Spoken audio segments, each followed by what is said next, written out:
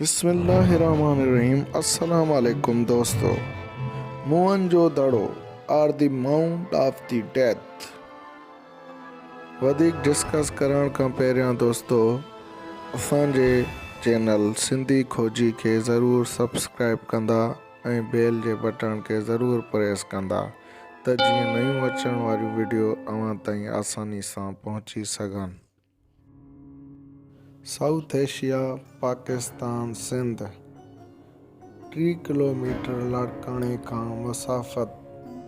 मोहनजोदड़ो हिकु अहिड़ी तारीख़ जेका तव्हांखे हैरान करे छॾींदी। मोहनजोदड़े जी तारीख़ लॻभॻि 4600 साल पुराणी आहे। कुझु रिसर्चनि मुताबिक़ हिन जी तारीख़ 8000 साल खां बि पुराणी आहे। लॻभॻि 100 साल पहिरियां जॾहिं इंडिया पाकिस्तान ते अंग्रेज़नि जी हुकूमत हुई, मोहनजोदड़े वटां ॻोठाणनि खे थामनि जा टुकर ऐं सिरूं मिलियूं जेके उहे सर जॉन मार्शल वटि खणी पहुता।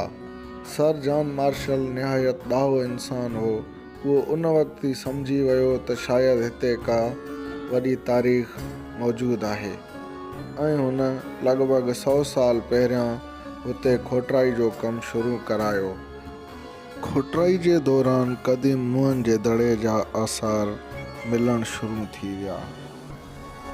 थोरी खोटाई खां पोइ अची हिकु आलीशान शहर ज़ाहिर थियो।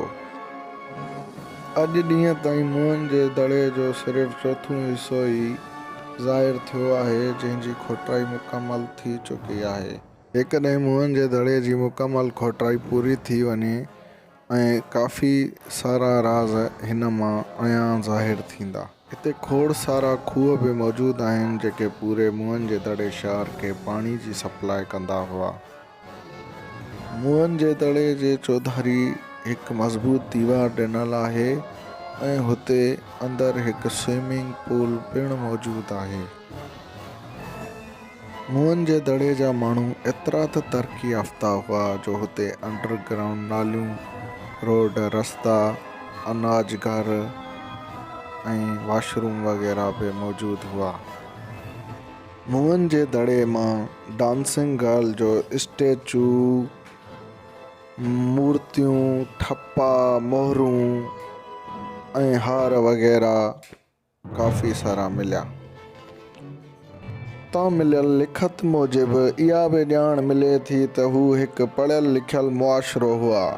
जेकॾहिं उन अखरनि जी ख़बर, ॼाण, सम्झ अॼु जे इंसान खे मिली वञे त मोहनजोदड़े जा काफ़ी सारा राज़ इंसान ज़ात खे ख़बर पइजी वेंदा। हितां जा माण्हू सिंधु नदी वसीले परे परे ताईं कारोबार कंदा हुआ। सिंधु नदी ते जुड़ियल इन अज़ीम शहर जी बर्बादी जा कारण कहिड़ा हुआ? छा कंहिं एटम बम जे करे ही अज़ीम शहर तबाह बर्बाद थी वियो, या कंहिं मौसम जी तब्दीली जे करे जंहिं जे कारण सैलाब, तूफ़ान वग़ैरह आया, या वरी कंहिं जंगजूई क़बीले हुननि जे मथां अटैक कयो ऐं हुननि खे ख़तमु करे छॾियो। तारीख़दान बि मोहनजोदड़े जी बर्बादी जो सही रीज़न मालूम न करे सघिया आहिनि। जेकॾहिं अव्हांखे इन्हनि टिनि ऑप्शननि मां को हिकु लॻे थो त कमेंट्स में ज़रूरु पंहिंजी राय जो इज़हार कंदा ऐं हिन वीडियो खे लाइक, शेयर, चैनल खे ज़रूरु सब्सक्राइब कंदा। अल्लाह हाफ़िज़।